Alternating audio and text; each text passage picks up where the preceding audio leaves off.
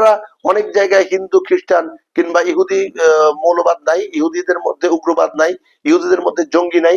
এই যে গাজায় যেটা হচ্ছে সেটা কি হচ্ছে? এটা কি উগ্রবাদী কর্মকাণ্ড হচ্ছে না? গাজায় যে হামলাটা হচ্ছে, নেতানিয়াহু এত বড় কথা এখানে খুব সুন্দর ভাই সম্বোধন করে ভারতীয় প্রধানমন্ত্রী নরেন্দ্র মোদীকে বললেন যে আমার ভাইয়ের পাশে আমরা আছি, ভারতবাসীর পাশে আছে, অবশ্যই থাকবেন। কিন্তু গাজায় যে আপনি মানবতা বিরোধী অপরাধ করছেন, গাজায় যে নিরীহ মা বোন ছোট ছোট সন্তানদের হত্যা করছেন, তখন আপনার মানবতা কোথায় থাকে? কেন তখন আপনার মানবতার কথা মনে পড়ে না? তো কাশ্মীরের যুবক তিনি একটা হিন্দু পরিবারকে বাঁচানোর জন্য নিজের জীবন কিন্তু তিনি সেখানে উৎসর্গ করেছেন, শহীদ হয়েছেন। এবং সেখানে যারা হামলা করেছেন তাদের কাছ থেকে বন্দুক কেড়ে নিতে গিয়েছিলেন এই আদিল। ভারতীয় প্রশাসন যারা রয়েছে, বিশেষ করে ভারতীয় সেনাবাহিনী, তারা কাশ্মীরের সাধারণ জনগণের উপর নিপীড়ন চালাচ্ছে। এই নিপীড়নের অভিযোগ কিন্তু দীর্ঘদিন ধরে ভারতীয় সেনাবাহিনীর বিরুদ্ধে।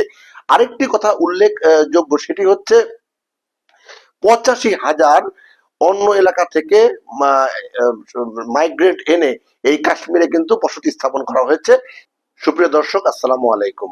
সারা বিশ্বে মুসলমানদেরকে জঙ্গি হিসেবে পরিচয় করে দেওয়ার যে ষড়যন্ত্র, তারই একটা অংশ কিন্তু এই কাশ্মীরে জঙ্গি হামলা। বলা হচ্ছে যে মুসলমান জঙ্গিরা হামলা করেছে, বলা হচ্ছে যে হিন্দুদের উপর হামলা করেছে, বলা হচ্ছে যে এখানে পাকিস্তানের একটা মদদ রয়েছে, পাকিস্তানের গোয়েন্দা সংস্থা আইএস এর মদদ রয়েছে। আসলে বিষয়টা কি? কার মদদে হলো? কোন সংগঠন এটা করলো? কেন করলো? এই বিষয়টি আজ আমরা এই পুরো ভিডিও জুড়ে বলার চেষ্টা করব। সুপ্রিয় দর্শক, আপনারা আমাদের সঙ্গে থাকুন এবং আমার এই চ্যানেলটি সাবস্ক্রাইব করুন। অনেক তথ্য, অজানা জিনিস আপনারা জানতে পারবেন। তো বলছিলাম পাকিস্তানের কথা। পাকিস্তান কেন এই মুহূর্তে জঙ্গিদের সহায়তা করবে?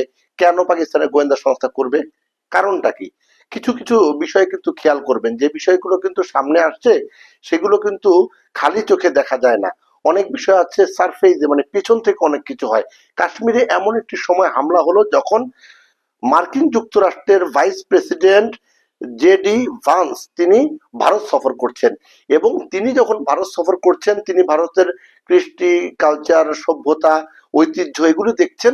এরই মাঝে তাকে দেখানো হলো যে ভারতে কিন্তু সশস্ত্র হামলা হয় এবং এই হামলা যারা করে তাদেরকে জঙ্গি বলা হয়, এবং এই জঙ্গিরা মূলত মুসলিম। এটি কিন্তু স্ট্যাবলিশ করা হচ্ছে।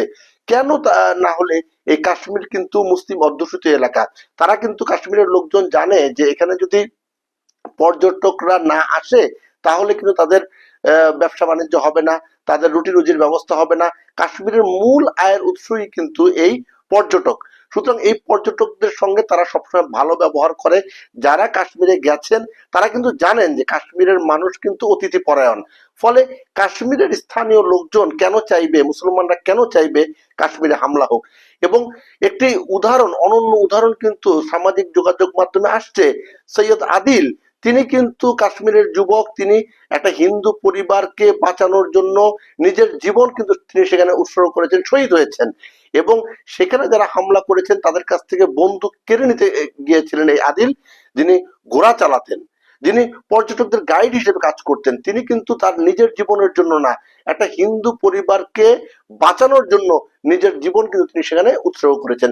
সুতরাং কাশ্মীরের সাধারণ জনগণ কিন্তু কখনোই চাইবে না কাশ্মীরে কোনো ধরনের হামলা হোক, কোনো ধরনের নৈরাজ্য হোক, কোনো ধরনের খারাপ কিছু হোক। এটি কিন্তু পূর্ব পরিকল্পিত। বলা হচ্ছে গোয়েন্দা সংস্থার কথা, বলা হচ্ছে পাকিস্তানের কথা, বলা হচ্ছে আইএস এর কথা। আমরা যদি একটু ভিন্ন দৃষ্টিতে দেখি, হ্যাঁ, এটার পিছনে অবশ্যই কোনো না কোনো গোয়েন্দা সংস্থা জড়িত। অবশ্যই এটার পিছনে কোনো না কোনো উপরের লেভেলের কলকাঠি নাড়ানো হচ্ছে, যাতে মুসলমানদেরকে হেয় করা যায়, মুসলমানদেরকে জঙ্গি তকমা দিয়ে শুধুমাত্র ভারতে নয়, এই উপমহাদেশে নয়, সারা বিশ্বেই মুসলমানদেরকে হেয় করে রাখা যায়, খাটো করে রাখা যায়। খুব মজার বিষয় দেখেন, যখন এই হামলাটি হলো তখন নরেন্দ্র মোদী ছিলেন সৌদি আরব সফরে। তিনি সফর সংক্ষিপ্ত করে ভারতে চলে আসতেন। স্বাভাবিকভাবেই যে কোনো হামলার আমরা নিন্দা জানাই, সবাই নিন্দা জানাচ্ছে। সৌদি আরব নিন্দা জানিয়েছে, মার্কিন যুক্তরাষ্ট্র নিন্দা জানিয়েছে, যুক্তরাজ্য নিন্দা জানিয়েছে, জার্মান নিন্দা জানিয়েছে, সবাই কম বেশি নিন্দা জানিয়েছে। এবং ইসরায়েল নেতানিয়াহু তিনি তার এক্স যেই সামাজিক যোগাযোগ মাধ্যম, সেখানে তিনি এভাবে লিখেছেন যে নরেন্দ্র মোদী তার ভাই এবং তার ভাইয়ের পাশে তিনি আছেন, এবং এই জাতীয় মুসলিম যে সন্ত্রাসীদের হামলার তিনি তীব্র নিন্দা জানান, মুসলিম সন্ত্রাসীদের হামলার। তো এখানে কিভাবে নিশ্চিত হওয়া গেল যারা হামলা করেছে তারা মুসলিম সন্ত্রাসী, এটা নিশ্চিত কিভাবে হলো? হ্যাঁ, দায় স্বীকার করেছে দ্য রেজিস্ট্যান্স ফ্রন্ট। রেজিস্ট্যান্স ফ্রন্টকে বলা হচ্ছে এরা হচ্ছে লস্কর ই তৈয়বার একটা ছায়া সংগঠন। তো রেজিস্ট্যান্স ফ্রন্ট হামলা চালালো কেন, এবং এই সময় কেন চালানো, এবং রেজিস্ট্যান্স ফ্রন্ট তৈরি হতে সহায়তা করেছে কারা? এই রেজিস্ট্যান্স ফ্রন্টকে কোন প্রেক্ষাপটে তৈরি করা হয়েছে? যখন ভারতীয় প্রশাসন জম্মু ও কাশ্মীরকে যে সুবিধা, বিশেষ মর্যাদা ছিল, সেই বিশেষ মর্যাদা যখন বাতিল করা হয়, তখন কিন্তু এই সংগঠন সহ আরো বেশ কিছু সংগঠন তৈরি হয়, যারা বলছে যে ভারতীয় প্রশাসন, যারা রয়েছে বিশেষ করে ভারতীয় সেনাবাহিনী, তারা কাশ্মীরের সাধারণ জনগণের উপর নিপীড়ন চালাচ্ছে। এই নিপীড়নের অভিযোগ কিন্তু দীর্ঘদিন ধরে ভারতীয় সেনাবাহিনীর বিরুদ্ধে। আরেকটি কথা উল্লেখযোগ্য, সেটি হচ্ছে 85,000 অন্য এলাকা থেকে মাইগ্রেন্ট এনে এই কাশ্মীরে কিন্তু বসতি স্থাপন করা হয়েছে, যেটি যদিও ভারতীয় প্রশাসন স্বীকার করছে না। কাশ্মীরের লোকজন বলছে যে এই যে 85,000 যাদেরকে আনা হয়েছে, এরা হচ্ছে মূলত পর্যটন বেশি, কিংবা এরা বিভিন্ন ব্যবসায়ী ছদ্মবেশে এসে কাশ্মীরে তারা সংখ্যা গরিষ্ঠ হবার চেষ্টা করছে। কাশ্মীর এমনিতে মুসলিম প্রধান অঞ্চল, এবং এখানের মানুষ কিন্তু খুবই শান্তিপ্রিয়। তো শান্তিপ্রিয় সেই জায়গাটাকে ভূস্বর্গ বলা হয়। এইটাকে মানে এই অঞ্চলের জন্য না, শুধু সারা বিশ্বের জন্য একটা সুন্দরতম জায়গা এটি। কাশ্মীরে সৌন্দর্য সব জায়গায়, বই পুস্তকে সব জায়গায় কিন্তু কবির কবিতায় এগুলো রয়েছে। তো সেই সুন্দর জায়গাটি অসুন্দর করছে কারা? যেহেতু এখানে মুসলিম অধ্যুষিত এলাকা, যেহেতু এখানে ব্যবসা বাণিজ্য থেকে পুরো বিষয়গুলো নিয়ন্ত্রণ করে মুসলমানরা, যেহেতু এতদিন এর শাসক হিসেবে মুসলমানরা ছিল, সেহেতু কাশ্মীরকে তো অস্থিতিশীল করতেই হবে। এখন অস্থিতিশীল কি মুসলমানদের জায়গা মুসলমানরা অস্থিতিশীল করবে, যারা স্থানীয় তারা অস্থিতিশীল করবে, নাকি যারা এখানে থেকে সুবিধা নিতে পারে না, যারা এই জায়গাটিতে আসলে আরো বেশি কর্তৃত্ব ফলাতে চায়, তারা করবে? এটি কিন্তু একটা বড় প্রশ্ন। এবং সবকিছু না একেবারে সুতো মানে মালার মতো গাথা, একটার পর একটা একটার পর একটা সবকিছু গাথা। এই যে হত্যা করা হলো নির্মম ভাবে, অবশ্যই আমরা এই হত্যার তীব্র নিন্দা এবং প্রতিবাদ জানাই, এবং প্রকৃত দোষীদের কিন্তু খুঁজে বের করার দাবি জানাচ্ছি। প্রকৃত দোষীদের কিন্তু খুঁজে বের করা যাবে না। এটা কিন্তু দোষারোপের রাজনীতি এখানে শুরু হয়ে গেছে। বলা হচ্ছে এখানে লস্কর করছে, এবং পাকিস্তানের পক্ষ থেকে বলা হচ্ছে যে না, ভারত এটা পাকিস্তানের উপর অযাচিত দোষারোপ করছে। স্থানীয়রা কি বলছে? স্থানীয়রা বলছে এই জাতীয় দোষারোপের মাধ্যমে আসলে এই কাশ্মীরের যে জায়গাটি, জম্মু কাশ্মীর ভারত নিয়ন্ত্রণের যে কাশ্মীরের অংশটি, এই জায়গাটিকে আসলে অস্থিতিশীল করতে যাচ্ছে, এবং অস্থিতিশীল করে ফায়দা লোটার যে ষড়যন্ত্র দীর্ঘদিনের, সেটি হচ্ছে। কাশ্মীরকে কেন সে সময় 1947 সালে দুই ভাগ করতে হলো, সে বিষয়টি কিন্তু আমরা জানি। দুই ভাগ যখন হয়ে গেল, ভারত নিয়ন্ত্রিত কাশ্মীর, পাকিস্তান নিয়ন্ত্রিত আজাদ কাশ্মীর দুই ভাগ হয়ে গেল, কিছুটা অংশ আবার চীনের দিকেও চলে গেল। এই পুরো কাশ্মীরটি যদি স্বাধীন থাকতো, সার্বভৌম অবস্থায় থাকতো, তাহলে কিন্তু এই ঘটনাগুলো ঘটতো না। সবাই চায় কাশ্মীরকে নিজেদের নিয়ন্ত্রণে রাখতে, এবং নিজেদের নিয়ন্ত্রণে রাখতে গিয়ে এই জাতীয় ঘটনাগুলো ঘটছে। এবং সবার আগে যেটি প্রকাশ করা হচ্ছে, প্রচার করা হচ্ছে, সেটি হচ্ছে মুসলমানদের নেগেটিভ যে বিষয়গুলো, যে মুসলমান মানেই জঙ্গি, মুসলমান মানেই সন্ত্রাসী, মুসলমান মানেই মৌলবাদ। না, আপনারা অনেক জায়গায় হিন্দু, খ্রিস্টান কিংবা ইহুদি মৌলবাদ নাই, ইহুদিদের মধ্যে উগ্রবাদ নাই, ইহুদিদের মধ্যে জঙ্গি নাই। এই যে গাজায় যেটা হচ্ছে, সেটা কি হচ্ছে? এটা কি উগ্রবাদী কর্মকাণ্ড হচ্ছে না? গাজায় যে হামলাটা হচ্ছে, নেতানিয়াহু এত বড় কথা এখানে খুব সুন্দর ভাই সম্বোধন করে ভারতীয় প্রধানমন্ত্রী নরেন্দ্র মোদীকে বললেন যে আমার ভাইয়ের পাশে আমরা আছি, ভারতবাসীর পাশে আছি, অবশ্যই থাকবেন।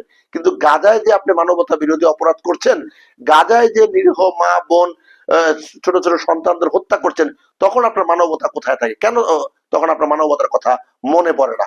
মুসলমানদেরকে মারতে পারলে, মুসলমানদের নির্যাতন করতে পারলে, মুসলমানদেরকে নিষ্পেষণ করতে পারলে সেখানে আর কোনো সমস্যা, কোনো সংকট হয় না।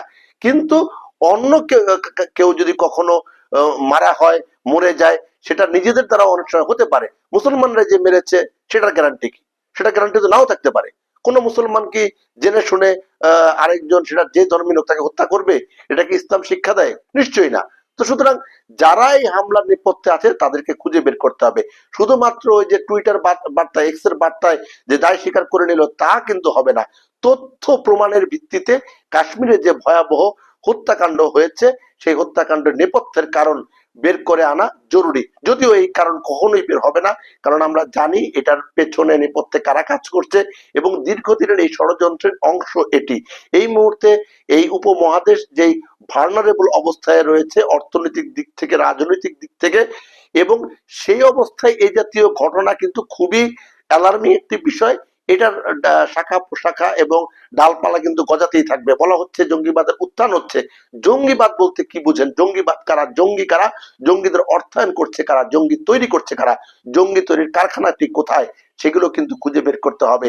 সেগুলো হয় কোনো গোয়েন্দা সংস্থার অফিসের ভেতরে, অথবা বিদেশি কোনো রাষ্ট্রের নিরাপত্তা বাহিনীর অভ্যন্তরীণ একটা বিষয়, সেখান থেকে কিন্তু এগুলো তৈরি হয়। তারা তৈরি করে বিশ্বের বিভিন্ন জায়গায় ছড়িয়ে দেয়, আর মুসলমানদেরকে ছোট করে, খাটো করে মুসলমানদের উপর অত্যাচারও করা হয়, মুসলমানদের উপর আবার দোষারোপও করা হয় মুসলমানদের। আর এখানে মুসলমানদের দোষ অবশ্যই আছে, মুসলমানদের অনৈক্য, মুসলমান বিশ্বের অনৈক্যর কারণেই কিন্তু এই সুযোগটা অন্যরা পাচ্ছে।